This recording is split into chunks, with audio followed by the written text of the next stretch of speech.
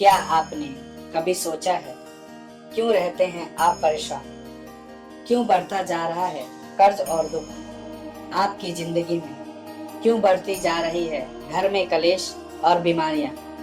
क्या आपकी कुंडली में लव लाइफ है?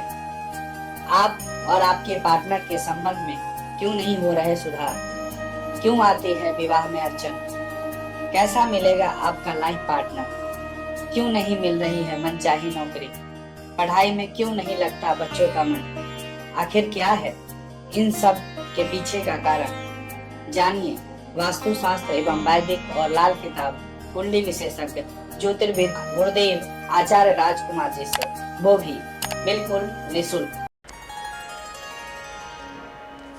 एक ऑफिस में बॉस ने अपने मैनेजर को थप्पड़ मार दिया। मैनेजर को गुस्सा आया, लेकिन बॉस को कुछ कह नहीं सकता, क्योंकि बॉस को कुछ बोला तो नौकरी चली जाएगी। जॉब का सवाल है, नौकरी की सवाल है। शाम को घर पहुंचा और किसी बात को लेकर पत्नी को थप्पड़ मार दिया। अब पत्नी पति को थप्पड़ मार नहीं सकती, तो उसने अपने बड़े बच्चे को मार दिया। अब वो बच्चा माँ को थप्पड़ मार नहीं सकता, तो उसने अपने छोटे भाई को मार दिया। अब वो बड़े भाई को मार नहीं सकता, तो उसने घर से बाहर निकला और उसने कुत्ते को पत्थर मार दिया। कुत्ते ने उस आदमी को काट लिया जिसने अपने मैनेजर को थप्पड़ मारा था।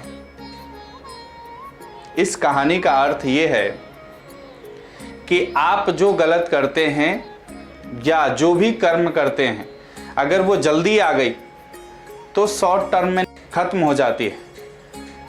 अगर वो जितना लंबा होता है उतना जीवन में परेशानी बड़ा लेकर आता है। इसीलिए हमेशा जो भी कर्म करें सोच समझ कर करें, और कोई भी कदम उठाने से पहले 100 बार सोचने का कोशिश करें। नमस्कार, मैं आचार्य राजकुमार गणपति ज्योतिष संस्थान के माध्यम से आज YouTube पे आया हूँ। आप सभी को धन्यवाद देना चाहता हूँ कि हमारी वीडियो को बहुत सारा प्यार देते हैं, और मैं एक रिक्वेस्ट करूँगा कि आप इस वीडियो को शेयर करें और कमेंट राधे राधे का ज़रूर करें। आप कुंडली के बारे में कुछ जानना चाहते हैं तो जानकारी ले सकते हैं। अगर वीडियो कॉल पे आप बात करना चाहते हैं पर्सनली, तो आप वीडियो कॉल का अपॉइंटमेंट लेकर भी हमसे जुड़ सकते हैं। कुंडली बनवाना चाहते हैं, रतन मंगवाना चाहते हैं, यंत्र घर में लगाना चाहते हैं, वास्तु दोष के बारे में आप डिस्कशन करना चाहते हैं, उसके बारे में आप संस्थान से वीडियो कॉल के माध्यम से मेरे से जुड़ सकते हैं। आज का हम आपके लिए टॉपिक लेकर आया हूं कि क्यों किसी को संतान में विलंब होता है। कई बार किसी की शादी होने के कई सालों तक संतान नहीं हो पाती। पति पत्नी की यह प्रबल कामना होती है कि उनके एक योग्य संतान उत्पन्न हो, जिससे उनका वंश आगे बढ़े और वह उम्र के आखिरी पड़ाव में सहारा बने। अच्छा भाग्य समान रूप से सबको प्राप्त नहीं होता। कुछ लोगों को सरलता से संतान की प्राप्ति या संतान सुख मिल जाता है, तो कुछ लोगों को बाधाओं के बाद या विलंब से संतान प्राप्त होती है। संतान यह एक ऐसा शब्द है जिसका महत्व माता पिता से अधिक ना कोई समझ सकता है और ना ही इसका एहसास कर सकता है या समझ सकता है। संतान पाने की खुशी व्यक्त कर पाना उस माता पिता के लिए भी मुश्किल है जो हाल ही में इस खूबसूरत पल के हकदार बने। कहते हैं संतान देना और ना देना दोनों ईश्वर के हाथ में। भगवान की इच्छा हो तभी संतान सुख प्राप्त होता है, किंतु संतान होगी या नहीं और संतान में क्या मिलेगा इसके बारे में जानना जरूरी हो जाता है। इस विषय में ज्योतिष शास्त्र हमारी मदद करता है। दरअसल जन्म के समय के हिसाब से ग्रहों और नक्षत्रों की गणना करने के बाद जो जन्म कुंडली तैयार की जाती है उसमें व्यक्ति विशेष से जुड़ी सारी जानकारी होती है। उसका स्वभाव, उसका जीवन कैसा रहेगा और उसे उसका भविष्य क्या दे सकता है, इसकी जानकारी में हमें कुंडली के माध्यम से प्राप्त होती है। बस ज़रूरत है तो एक अच्छे ज्योतिषी की जो सही गणना कर सटीक जानकारी प्रदान कर सके। यदि जन्म कुंडली में संतान योग हो तभी संतान की प्राप्ति होती है, लेकिन संतान के रूप में पुत्र होगा या पुत्री मिलेगी, इसकी जानकारी भी कुंडली में उस समय पर मौजूद ग्रह नक्षत्र बता सकते हैं। वास्तव में इसके पीछे हमारी जन्म कुंडली में बनी ग्रह स्थिति की बड़ी महत्वपूर्ण भूमिका होती है। आज के आधुनिक काल में लोग पुत्र और पुत्री में फर्क नहीं करते और यह सही भी है। हमारे शास्त्रों में भी पुत्र और पुत्री दोनों को समान दर्जा दिया गया है। पुत्र के संदर्भ में यह कहा जाता है कि जिस व्यक्ति को पुत्र होता है उसके पितृ उससे प्रसन्न रहते हैं और इससे वंश परंपरा भी आगे बढ़ती है। बृहतस प्रासर होरा शास्त्र में कहा गया है, अपुत्रस्य गति नास्ति शास्त्रेषु श्रूयते मुने, अर्थात पुत्रहीन व्यक्ति को सद्गति नहीं मिलती।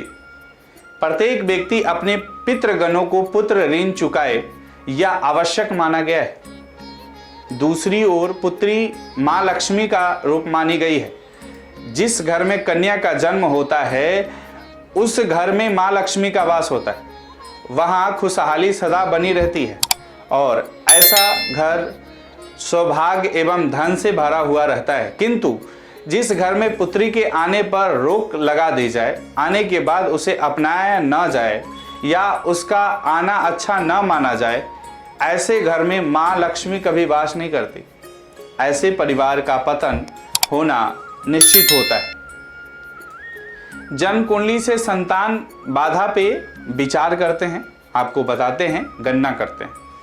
ज्योतिष के प्राचीन फलित ग्रंथों में संतान सुख के विषय पर बड़ी गहनता से विचार किया गया। भाग्य में संतान सुख है या नहीं, पुत्र होगा या पुत्री, संतान कैसे मिलेगी, संतान सुख कब मिलेगा और संतान सुख प्राप्ति में क्या बाधाएं हैं और उनका क्या उपचार है, इन सभी प्रश्नों का उत्तर पति पत्नी की जन्म कुंडली के विस्तृत गहन अध्ययन व विश्लेषण से प्राप्त हो सकता है। संतति सुख के लिए कुंडली के पंचम स्थान पंचमीश, पंचम स्थान पर शुभाशुभ प्रभाव व बृहस्पति का विचार मुख्यतः किया जाता है। ज्योतिष के अनुसार मेष, मिथुन, सिंह, कन्या ये राशियां अल्प प्रसव राशियां हैं। वृषभ, कर्क, वृश्चिक, धनु, मीन ये बहु प्रसव राशियां। जब लगन एवं चंद्रमा से पंचम भाव में निर्बल पाप ग्रह अस्त्र शत्रु नीच राशि नवमांश में स्थित हो और पंचम भाव पाप कतरी योग से पीड़ित हो, पंचमेश और गुरु अस्त्र शत्रु नीच राशि नवमांश में लगन से 6, 8, 12वें भाव में स्थित हो, गुरु से पंचम में पाप ग्रह हो, षष्ठेश, अष्टमेश या द्वादश का संबंध पंचम भाव या उसके स्वामी से होता है।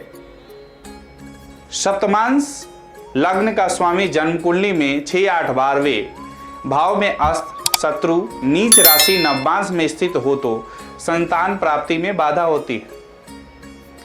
जितने अधिक कुयोग होंगे उतनी ही अधिक कठिनाइयां संतान प्राप्ति में होगी। 5वें या 7वें स्थान में सूर्य एवं राहु एक साथ हो, 5वें भाव का स्वामी 12वें स्थान में व 12वें स्थान का स्वामी 5वें भाव में बैठा हो और इनमें से कोई भी पाप ग्रह की पूर्ण दृष्टि हो, पुत्रेश पाप ग्रहों के मध्य हो तथा पुत्र स्थान पर पाप ग्रह हो, शुभ ग्रह की दृष्टि न हो तो संतान सुख बाधित होता है। 8वें स्थान में शुभ ग्रह स्थित हो, साथ ही 5वें तथा 11वें घर में पाप ग्रह हो, सप्तम भाव में मंगल शनि का योग हो और 5वें स्थान पर स्वामी त्रिक स्थान में बैठा हो। पंचम स्थान में मेष या वृश्चिक राशि हो और उसमें राहु का उपस्थित हो या राहु पर मंगल की दृष्टि हो, शनि यदि पंचम भाव में स्थित हो और चंद्रमा की पूर्ण दृष्टि में हो और पंचम भाव का स्वामी राहु के साथ स्थित हो, मंगल दूसरे भाव में, शनि तीसरे भाव में तथा गुरु नवम या पंचम भाव में हो तो पुत्र संतान का अभाव होता है। यदि गुरु राहु की युति हो, पंचम भाव का स्वामी कमजोर हो एवं लग्न का स्वामी मंगल के साथ स्थित हो अथवा लग्न में राहु हो, गुरु साथ में हो और पांचवें भाव का स्वामी त्रिक स्थान में चला गया हो, पंचम भाव में केवल मंगल का योग हो तो संतान बार बार होकर मर जाती है। यदि गुरु या शुक्र की दृष्टि हो तो केवल एक संतान नष्ट होती है और अन्य संतति जीवित रहती है। गुरु के अष्टक वर्ग में गुरु से पंचम स्थान शुभ बिंदु से रहित हो तो संतानहीनता होती है। सप्तमेश निर्बल होकर पंचम भाव में हो तो संतान प्राप्ति में बाधा होती है। पंचम स्थान में पाप ग्रह हो तो संतति सुख में बाधा आती है। पंचमेश यदि 6, 8, 12 में हो या 6, 8, 12 के स्वामी पंचम में हो तो संतान सुख बाधित होता है। गुरु लग्नेश, पंचमेश, सप्तमेश चारों ही बलहीन होते। अगर ये चारों बलहीन हो तो अनपतयंता होती है।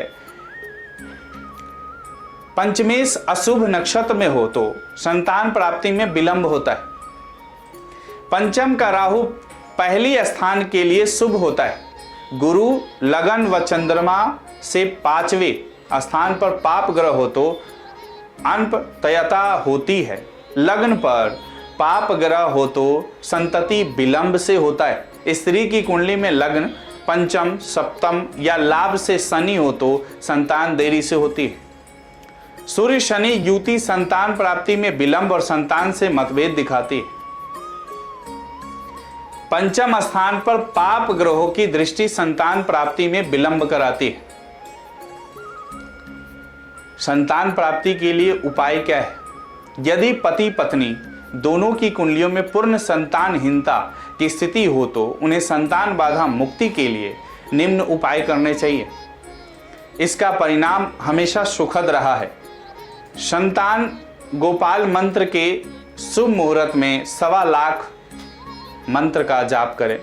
साथ ही बाल मुकुंद भगवान जी की पूजन करें, उनको माखन मिश्री का भोग लगाएं। यदि किसी व्यक्ति को संतान की प्राप्ति नहीं हो रही है तो वह व्यक्ति शुक्ल पक्ष में अभिमंत्रित संतान गोपाल यंत्र को अपने घर में स्थापित करे और लगातार 16 गुरुवार को व्रत रखकर केले तथा पीपल के वृक्ष की सेवा करे। उनमें दूध चीनी मिश्रित जल चढ़ाए। बाधक ग्रहों की क्रूर व पापी ग्रहों की किरण रश्मियों को पंचम भाव पंचमेश तथा संतान कारक गुरु से हटाने के लिए रत्नों का विकल्प बेहद प्रभावी रहता है। इस बात को समझने के लिए विशेषज्ञ आचार्य की अनिवार्यता होती है ताकि वह निर्धारित कर सके कि किन ग्रहों के कारण संतान प्राप्ति में बाधा आ रही है तथा किन ग्रहों की किरण रश्मियों को प्रतिकर्षित करने के लिए कैसे रत्नों का प्रयोग किया जाए। जिन महिलाओं की संतान गर्भ में ही समाप्त हो जाती है वह मंगलवार के दिन 21 पान के पत्ते लाए, उन पर सिंदूर से राम लिखे और फिर उन्हें हनुमान मंदिर ले जाकर लाल कपड़े में बांध ले और बहते पानी में सिर से 7 बार उतार कर बहते हुए नदी या नहर में जल प्रवाह करें। यह करने से आपका काम अवश्य पूर्ण होगा। 11 प्रदोष के व्रत करें। प्रत्येक प्रदोष को भगवान शंकर का रुद्राभिषेक करने से संतान की प्राप्ति होती। जिन पति पत्नी के कोई संतान नहीं है वे किसी शुक्ल पक्ष के गुरुवार को एक पीतल की भगवान यानी लड्डू गोपाल की मूर्ति लाए और रोज उस मूर्ति की उसी प्रकार से सेवा करें जैसे माता पिता अपनी संतान की सेवा करते हैं। रोज उस मूर्ति को थाली के बीचों बीच रखकर स्नान कराए, वस्त्र पहनाए और भोग लगाए। फिर आप भोजन करें। जल्दी ही आपके घर में संतान की प्राप्ति होगी। महिला में कमी के कारण संतान होने में बाधा उत्पन्न हो रही हो तो लाल गाय व बछड़े की सेवा करनी चाहिए। लाल या भूरा कुत्ता पालना भी शुभ होता है। पति पत्नी गुरुवार के दिन पीले वस्त्र धारण करें और व्रत रखें। इस दिन पीली वस्तुओं का दान करें और पीला भोजन ही करें। संतान प्राप्ति के लिए महिला गेहूं के आटे की 2 मोटी लोई बनाकर उसमें भीगी चीनी की दाल और थोड़ी सी हल्दी मिलाकर नियम पूर्वक गाय को खिलाए। शीघ्र ही संतान उत्पत्ति होगी। इसीलिए कहा जाता है कि शादी के वक्त कुंडली मिलाना जरूरी क्यों है। हमारी सनातन धर्म क्यों कहती है कि 36 गुण में से मिनिमम कम से कम 18 गुण मिलना अनिवार्य है, नहीं तो संतान उत्पत्ति में, वैवाहिक जीवन में तकलीफ आती है। इसीलिए विवाह से पहले कुंडली मिलवाना ज़रूरी है। उसके सप्तमेश, भागेश, धनेश, लग्नेश, पंचमेश अगर कुंडली में मिलता है तो ही शादी करनी चाहिए। दूसरी चीज़ देखनी चाहिए कि लड़का लड़की मांगलिक है या नहीं। अगर लड़का मांगलिक है तो लड़की भी मांगलिक होना चाहिए। कई ऐसी स्थिति होती है जिसमें मांगलिक होते हुए भी मांगलिक दोष नहीं लगता है। इस विषय पे मैं नेक्स्ट वीडियो में आपको बताऊंगा कि मांगलिक दोष होते हुए भी नॉन मांगलिक क्यों कहा जाता है। आप अपनी जन्म पत्रिका विश्लेषण कराना चाहते हैं, कुंडली मिलान कराना चाहते हैं, वीडियो कॉल पे हमसे बात करना चाहते हैं तो आप हमसे संपर्क करें। वीडियो को लाइक करें, कमेंट करें, शेयर करें और एक सब्सक्राइब बटन ज़रूर दबाएं, साथ में बेल आइकन दबाएं, जिससे जो भी हम वीडियो आप तक पहुंचाने की कोशिश कर रहे हैं वो सबसे प्रथम आपके पास पहुंचे। ऐसी ही बेहतरीन स्टोरीज और आपके समाधान के साथ आपके सामने प्रस्तुत करने के लिए मिलते हैं एक और बेहतरीन कहानी और आपके समाधान के साथ जल्द ही। तब तक के लिए अपना और अपनों का ख्याल रखें। धन्यवाद। राधे राधे।